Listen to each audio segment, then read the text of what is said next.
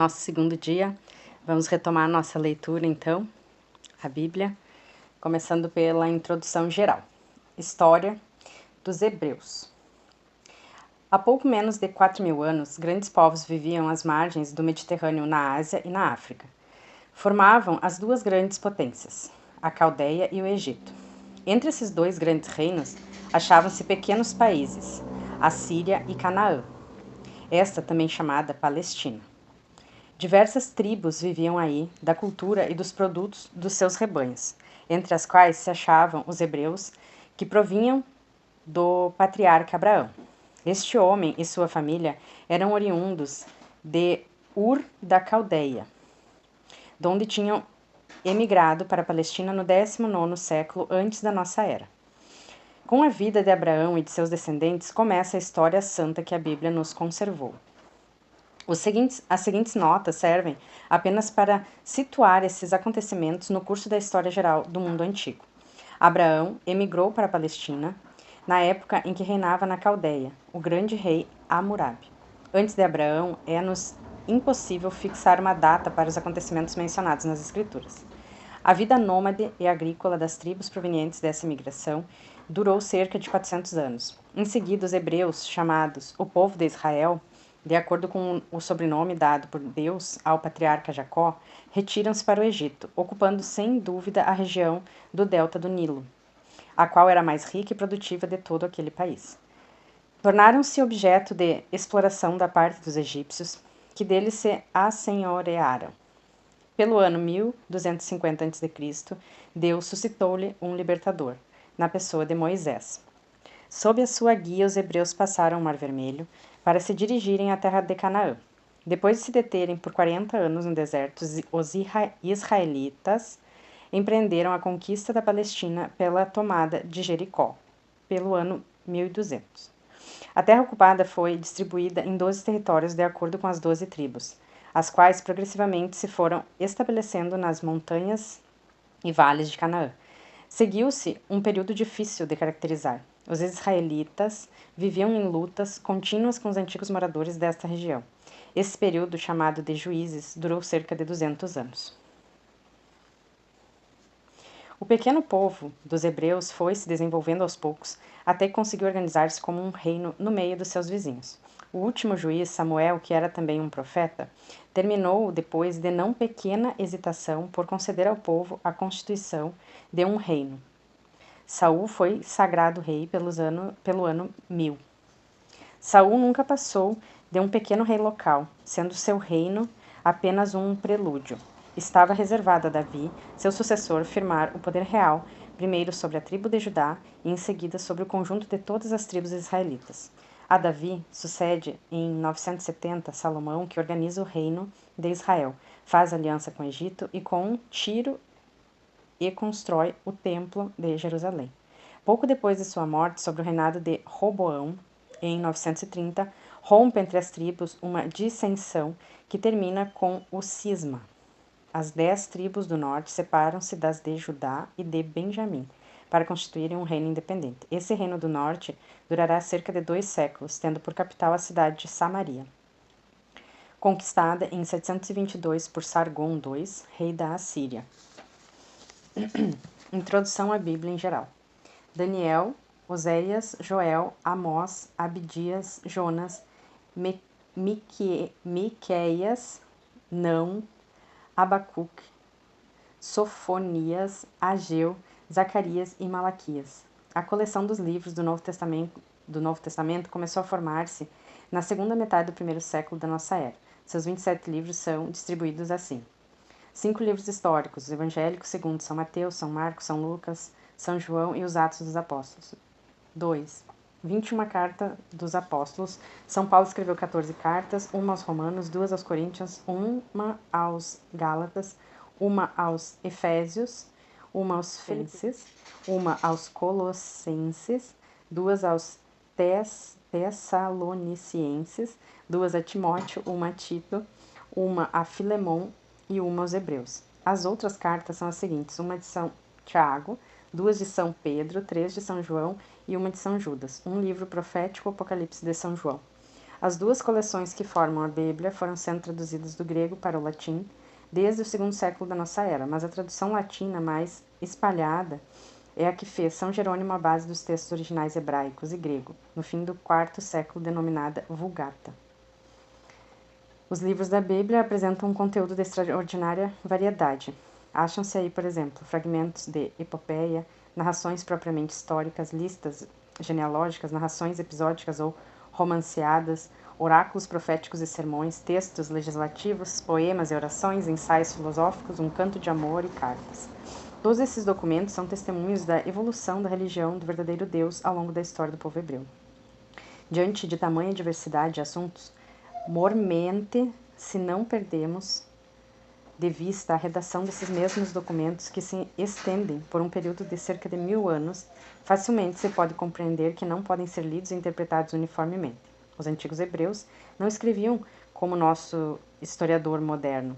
Os 11 primeiros capítulos do Gênesis, por exemplo, não foram escritos como um curso sobre as origens da humanidade, muito menos ainda como tantas lições de astronomia ou de história natural. Esses capítulos relatam, numa linguagem simples e figurada, adaptadas à inteligência de uma humanidade pouco desenvolvida, as verdades fundamentais necessárias ao conhecimento da mensagem da salvação, bem como a descrição popular das origens do gênero humano e do povo eleito. Carta do secretário da Comissão Bíblica ao cardeal Suhard. Todos sabem que o poeta não escreve como o cientista e que toma muitas liberdades de linguagem, imagens, comparações, amplificações que um historiador atual não se permitiria. Ninguém ignora, igualmente, que as tradições populares, em gera imprecisas, sempre embelezaram os heróis e ensobrearam os inimigos. Esse processo literário encontra-se nos mais antigos textos da Bíblia.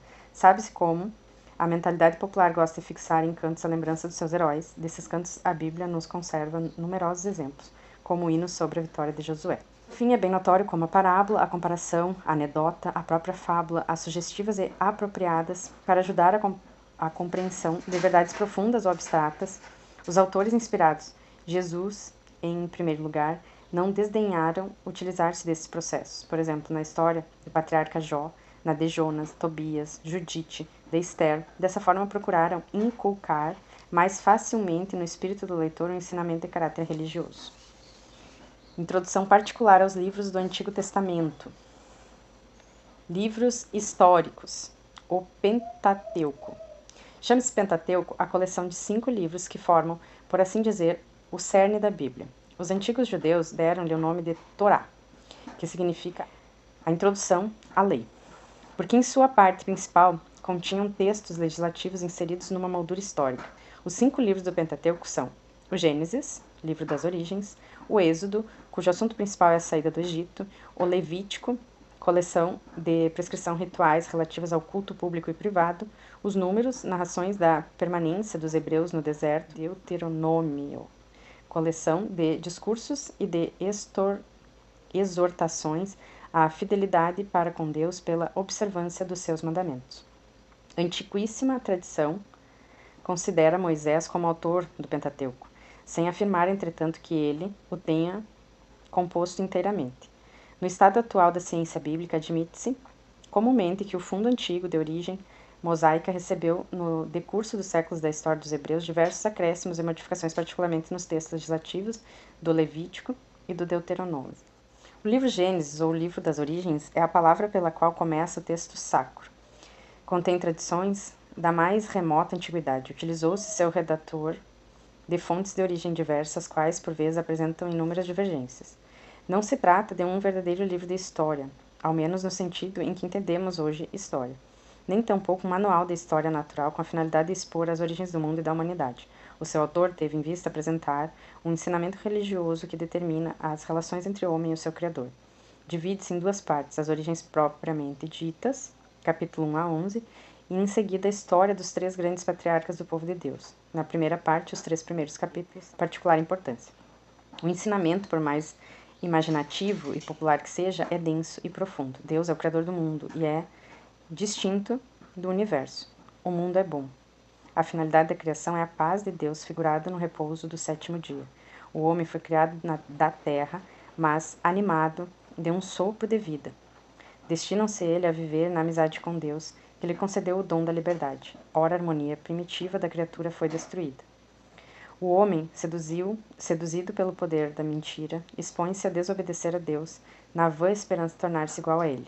Toma então consciência de si mesmo no sofrimento e na vergonha. Desta forma, o pecado entrou no mundo.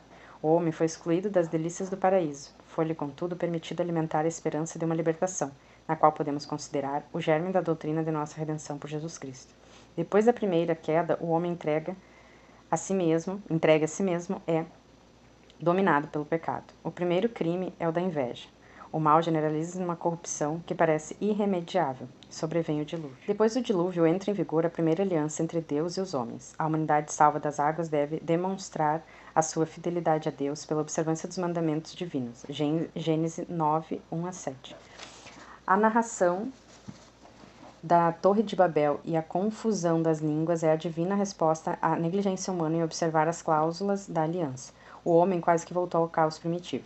A segunda parte de Gênesis, capítulo 12 a 50, ensina pela história dos patriarcas como Deus colocou em Abraão os primeiros alicerces da verdadeira aliança, não mais com a humanidade inteira, mas com o povo eleito do qual Abraão seria o pai. Essa aliança será proclamada por Moisés 500 anos mais tarde. Vamos nos aproximando do ano 2000 a.C. Abraão, pagão de origem, guiado por Deus, deixa sua terra natal e vem estabelecer-se na Palestina. Aí ele recebe as promessas divinas, será o pai de um povo numeroso e abençoado. A aliança consistirá na fidelidade que o povo saído de Abraão deverá guardar para com Deus. Como sinal dessa aliança foi instituído o rito da circuncisão para sempre. Do outro lado, Abraão é chamado a testemunhar sua fé numa prova de excepcional importância, o sacrifício do Filho único, no qual repousava a promessa divina. Abraão, depositário das promessas da aliança, viveu, pela sua virtude, sob um signo das bênçãos do Senhor e merecerá ser chamado o pai dos crentes. Isaac e Jacó aparecem em seguida. É principalmente neste último que se fixa a livre escolha de Deus. Jacó, homem cheio de defeitos, é entretanto o elo que levará às gerações futuras a bênção divina. Ele recebe um novo nome, Israel, e torna-se um homem novo. Entre os seus filhos, José, apesar de suas vicissitudes, torna-se o titular da eleição e da bênção divina, que se realiza fora da lógica dos planos humanos. A segunda parte de Gênesis propõe, portanto, o ensinamento relativo à missão do povo eleito. Este deve voltar ao seu Deus pela esperança de uma libertação futura, consoante a promessa divina e pela fidelidade aos seus mandamentos. Êxodo. A libertação do povo de Deus da servidão do Egito constitui o assunto do Êxodo. Êxodo significa saída. Os hebreus estabelecidos no delta do Nilo, depois da morte de José, tiveram que suportar o jugo dos egípcios. Em toda a Bíblia, o Egito torna-se o símbolo do adversário tipo do povo eleito, o poder terreno que procura contrariar os planos divinos. Deus chama Moisés para uma grandiosa missão e revela-se a ele primeiro na sarça ardente. Moisés torna-se o chefe do povo oprimido e combate sob a guia divina contra os poderes do mundo. A passagem do anjo que extermina os filhos dos egípcios testemunha que o povo eleito libertado terá que viver daí em diante no temor de Deus e reconhecido ao seu grande benfeitor. A primeira festa de Páscoa foi cruenta. Foi uma figura da grande e solene Páscoa, durante a qual, pela imolação de Cristo, o Cordeiro de Deus, toda a humanidade, espiritualmente falando, foi libertada do jugo do pecado e do demônio. Depois de ter libertado seu povo, Deus o conduziu através das águas e através do deserto. No Monte Sinai, ele quis intervir solenemente e proclamar aliança com seu povo. Se obedecerdes a minha voz e guardardes a minha aliança, sereis entre todos os povos o meu povo todo particular. Sereis uma nação consagrada. O decálogo será a carta deste contrato, o direito imposto por Deus ao seu povo libertado do Egito.